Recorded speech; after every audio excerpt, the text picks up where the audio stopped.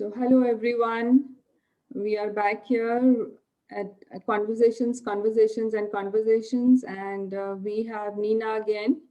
For those who are attending this for the first time, Nina is a divorce coach in Vancouver and key person at Divorce to Happiness, helping people taking decisive steps towards their own happiness in togetherness and with yourself. Hi, Nina. Continuing with Hi, our Kamal. Yeah, conversation. thanks for having me again. Yeah, it's a pleasure to have you. There's been so much of learning and growth for myself. It's been amazing. So, how are you doing today? I'm good. I'm good. Thank you. Nina, today I would like to continue our conversation from where, more about your business, because I know it's not easy to set up a business, and for women who come out of so many different challenges of day-to-day life, and setting up a business like this, which is very, very sensitive. How do you feel about it, and how are you working on it to develop it further, take it to another level? Did you seek professional help? Well, great question, Kamalji. And like I shared in my first interview with you, Mm. um, my journey was not, I didn't end up wanting to think I would be in business. My journey was to walk into a naturopathic doctor to get healing. That healing took me one level to the next. So span of 13 years, I would think that healing happened. And then I was like, I don't want to do this day job. I learned so much about myself and how I did my healing that I was empowered to go back to school. So back to school and became a coach. And that's how I moved forward in business. Yeah, yeah. So, I mean, did you seek when of course, when you're, either setting it up through, the BC, the province as such, or incorporated, you do take professional help. But other than that, did you seek any help, how to make a business plan or how to grow it? Yes, Anything? I did. Excellent question. So I took a coaching certification through an organization called the SWAT Institute. That was took me a span of 3 years. I did it all online. And the program was amazing because the last portion was business on the business side, which was good. But I'm so glad I listened to some great mentors that I actually hired. Even though I was doing that, working through on my own, I still had challenges. Like the learning part was great because I worked on myself. I knew that was about I flew through those sections. Yeah. And business part, I actually was so glad I met a great business coach. And with her support, I was actually able to navigate in such a way that I saved so much time and so much money. I didn't get sidetracked by something called the shiny object syndrome. Because we want businesses take a long time, and especially a coaching business, it can take years. And because of my own journey to healing, I was that much empowered to work through my business and it wasn't easy at times because the first couple of years were really hard. Even now I'm marketing different. I'm working through my channels and I still have a business coach. So I it's very important. And yes, I am licensed. I do have certification. Um, I do have a business license. So I had to do that all on my own. Yeah, yes. And when you were setting it up or once you set it up, did you ever feel the pressure of opposing forces from the community, like people or people in power, kind of discrediting your work or pulling you down in any way? Did you feel that? At the beginning, I had some fears. But like I said, I did a lot of coaching myself and I released a lot of my own emotional blocks around the programming, conditioning, and belief systems. And yes, our society has huge programs and conditions and beliefs, and they get a lot of mixed messages on divorce. But my business is set up in such a way that I'm empowering women to decide whether they want to leave or stay. Not all women will leave, and a lot of women will find through my work find tools to stay because it's something we haven't been taught. So to answer your question again, no, I didn't get a lot of pressure. I felt I did get a lot of pressure, but as I worked through my own blocks, I was able to release them and I felt that much more empowered to keep going on in my journey to support women that are deciding to leave or to stay. Yeah, yeah, that's really good. That's really good.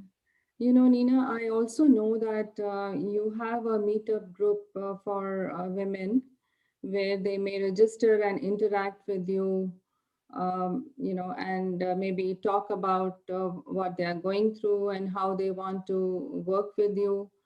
How can someone find this group actually? If somebody wants to reach out to you, how can they do that? Okay. Well, I started that meetup group in 2016. I took it over from another divorce coach. And at the time, I wasn't consistent with it because I was just growing my business and I didn't see a lot of benefits to it. So it's called the Vancouver Divorce Coach Support Meetup for Women. And you can find it on the Meetup site. So it's just a meetup.com site. It's a big site just in Vancouver, and all the meetups are held through that. And you can find me under Vancouver Divorce Coaching Support Meetup for Women. Okay, okay. Just Vancouver In Divorce Coach Meetup. for women, and I have it every 2 weeks on a Thursday, 6 to 8 p.m. Pacific Standard Time. And basically, it's 2 hours, and whoever the woman shows, I don't make charge anything for it. I can have anywhere from one woman show up. I can have anywhere to 4 to 8 women show up, and they're all from different cultures. For what I'm seeing is a lot of women that I'm getting are Filipino, Iranian, and Indian women. So I'm seeing, and Chinese, so a lot of women with cultural backgrounds, and I'm so able to resonate with them because of having to deal with my own programming, conditionings, and beliefs. And they Yeah, get a lot of mixed messages too. yeah, yeah. So tell me, are you assisting only female clients or are you looking at talking to other genders as well? Because I think this is not only female oriented, concern, but other genders might also feel the pressure of relationships. So are you open to talking to other genders or is it restricted? So when I first started my business, a really good question. When I first started, I used to say I support men and women both. But I find I didn't get a lot of, don't get me wrong, men need the support as well. And there Yeah. isn't a lot of groups out there. Men are looking support. And I feel I can support them having gone through my own challenges and how, work through trying to work my marriage out, or, I feel I can work with them. But I find men weren't more, I had a few sessions with men, but they weren't as empowered to work through the challenge. They wanted, okay, they just wanted to have a talk, 10, 15 minutes, and that was it. So then I just stayed stuck with the women. But Yeah. in the future, I don't know. Maybe I will support both men and women. But Yeah. I'm open to it right now. If someone contacts me in a genuine way, fills out my questionnaire, um, I'd be happy to help them as well. Yeah, that's good to know. That's good to know.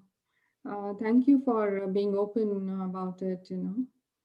So tell me, are you using when you're helping women how to overcome their issues, self-reflect, are you using any other modalities like alternative therapy systems, some forms of healing like energy work, you know? That's a really good question. So my own healing was actually learning to clear all my blocks, which were emotional blocks, a lot of trauma from childhood, and that which continued havoc in my life as an adult. So when you refer to it, so yes, a lot of the work that I did was energy based, and we are as a spiritual body, we are all energy. Yes, Okay, so absolutely. emotions are energy.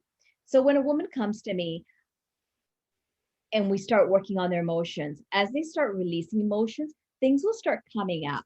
And at that point, either they can, they'll continue to work with me. But if I find intuitively that they need other support, other energy work, such as uh, Reiki or hypnosis, breath work, there's a lot of energy work out there, and they're having trouble kind of feeling their emotions and they need that extra support, Yeah. I will, you know, connect them with other resources that I've worked with. Okay, But they continue to coach with me and they come back with me, explore that. And as things come up to surface, they come and discuss with me. Oh, this came up. I have a lady I'm working with right now, and she's saying, and she started working with me in December of 2020. So we're now into June, and every woman is different. And, I see now her emotions are coming up to the surface to heal. And she doesn't feel good about it, but this is good. This makes me, more empowered that I'm actually doing my work. yeah, yeah. I understand that. Yeah, and tell me about again coming back to business, because I really want women who are watching this, they understand that what does it mean to start a business like that, and what all could be involved, right? Other than, knowledge is one basic thing, and you have to have a passion for it. But what about the monetary part? Like, did you invest a lot of money in that? Is it something that you expected and you were prepared for? Did you get any loans and grants for it? Wow, I love that question. I was very new to business, and I have to thank the universe for that, for meeting an amazing, not only amazing coach myself, helped me through my life challenges and coached me through my divorce and got me on the other side after leaving a relationship. I met an amazing business coach as well. And most business coaches want you to, and this is what I was there too. Want you to set up a big fancy website, $10,000. No. And I questioned her around this, and she basically said to me, she had her boundaries, but she goes, if that's what you want to do, Nina, then me and you are not a good fit. Mm. And because I trusted myself so much, I trusted the universe and all my journey, I listened to her. So basically, my first website page, it's still up there. I revamped it. Now I'm revamping my full website. Was $500 to $800. I had someone do it, a student who was learning, and I need the support. So I did that. So in terms of spending a lot of money, no.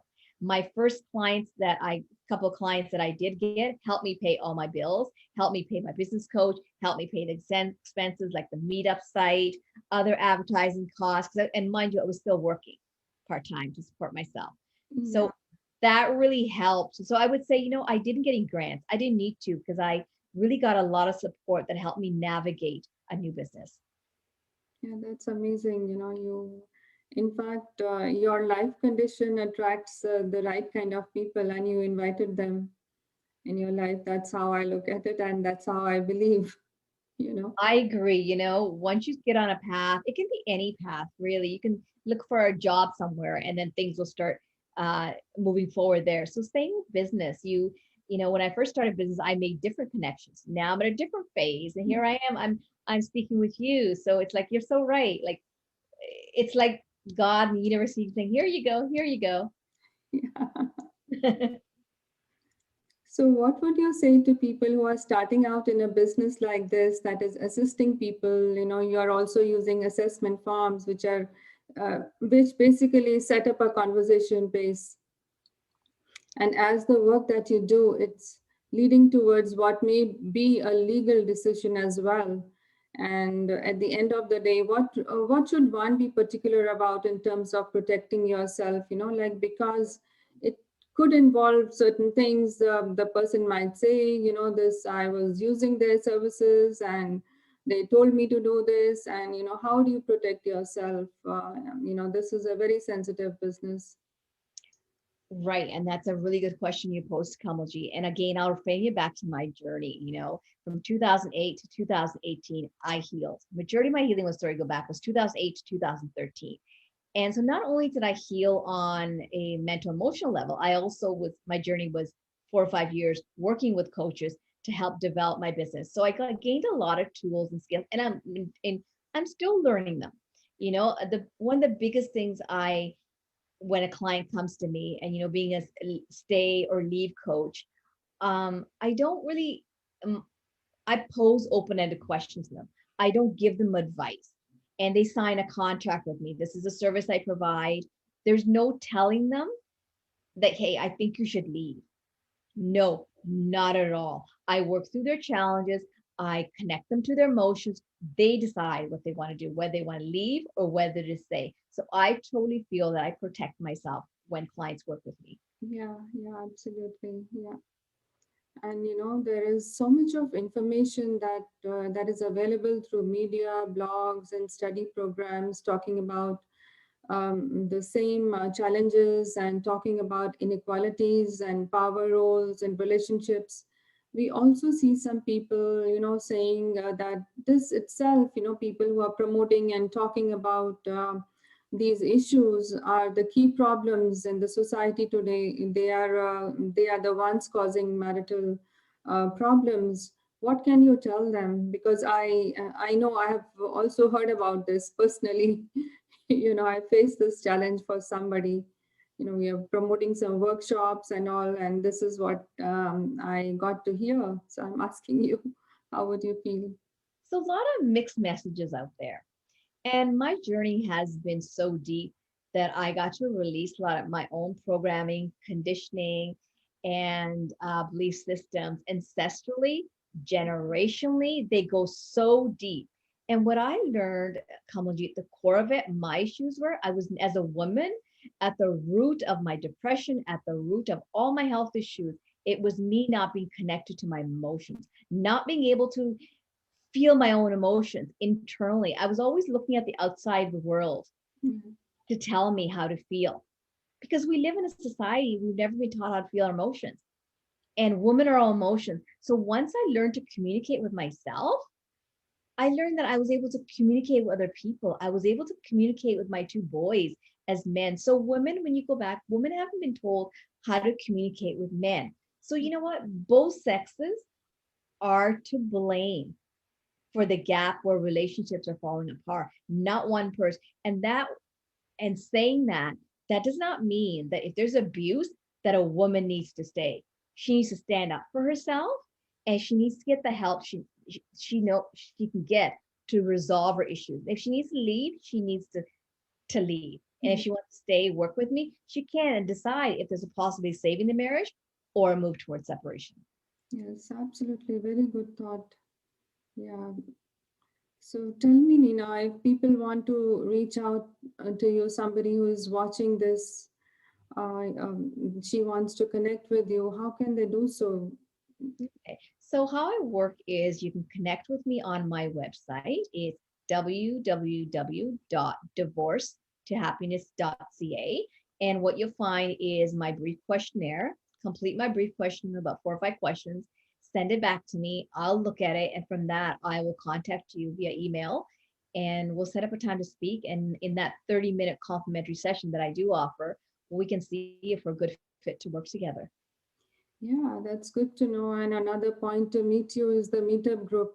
They can reach out to you through the Meetup group, get to know you and how you work as well. I love the meetup group. I'm glad you went back to that question again. The meetup group, like I said, it wasn't consistent, but now I'm every 2 weeks. And apparently, I'm the only, from what I'm hearing, I'm the only divorce coaching support meetup where it's like it's called Why is Divorce So Hard? That's my title. And we don't just go into, we go through everything, the finances, the concern for the children, the actual fear. Why can't we leave? So I go through a whole bunch of stuff. So it's open ended. And from what I'm hearing from the woman, it's the only group that they're finding that they resonate with. And I do it every 2 weeks. It's free. It's great. I give a lot of tips and tools. And from that, if women want to work with me on one, again, it's I give it as a free service, but the end I do share with them that I offer one-on-one coaching as well. Yes, yes, and that is really well treasured because it adds so much of value to it. Because with that you can go into the specifics of anybody's situation. At least you will get to know more details, and they will get to receive more from you. That Yeah, and I'm finding that, it's every 2 weeks, but I'm finding that women really need the help, especially with COVID and stuff. People are having to stay in close quarters and, they're not working outside the home. I'm actually maybe thinking of, doing it once a week and see who shows up, right? And yes. see if there's a need for it, and that's another tool for building my business as well. Yes, absolutely. I would recommend that to everybody who needs any kind of assistance. I would share that personally myself too. Because then when I went through my challenges, no one ever told me about a meetup group. I got to be honest, no one told me there were meetup groups. It was as I gone through my own journey of going to business, networking, I'm like, wow, I didn't know about this. And Yeah. it's a free service. Some of them charge $5 to $10. I don't charge anything because I find, there's a lot of young mothers, they have kids and things come out with their children. Then they're like, okay, I got to go. And then, if I charge $5, $10, they might be discouraged not to join because they think they'll lose the $5 to something they can't attend. So it's absolutely free. Yeah, yeah, that's really great. Thank you for offering that, Nina. It's a lot on your time as well, like a couple of hours each week or alternate week. That's quite a bit. I really enjoy it because I get to meet I get not only do I get to mentor these women and share my thoughts. It's a great way to connect with women with like-minded. They share their like-minded problems and situations, and it's great having one help each other. And I never know who's going to show up. I actually had a very interesting. I want to share a cool story with you. Two women showed up, and they were both Filipino. My last meetup group, there's three of them. One left early on, and the two of those very interesting. I connected the dots later. They're both Filipino, and they're both married to Indian men. Wow. So it was amazing. I go, wow, God knows how this was going to happen. And one was already going through a divorce. She had decided to leave, had an abusive. But the other one was a young girl, very sweet. She was just kind of feeling confused. I remember being there myself. My heart really went out to her. She was married to an Indian man. And from what she shared, he seemed like a really nice man. I said, this man sounds really nice. And she told me her insecurities. And I said, and I gave her some tips tools. And who knows, she may become a client. I come back every 2 weeks. But she felt empowered that, she may be able to save her marriage because he sounded like a really nice man from Yeah, what that's he really shared. good. In togetherness, they grow. And like, at least again, it comes down to your own self, how you perceive yourself and what do you want for yourself. It's your personal happiness at the end of, the day, and at the end of the life, you want to be happy, you know. 100%.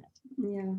So thank you for being here, Nina, and hope to see you again sometimes, on some forum. Maybe we create something eventually That sounds for great. everyone to join as well.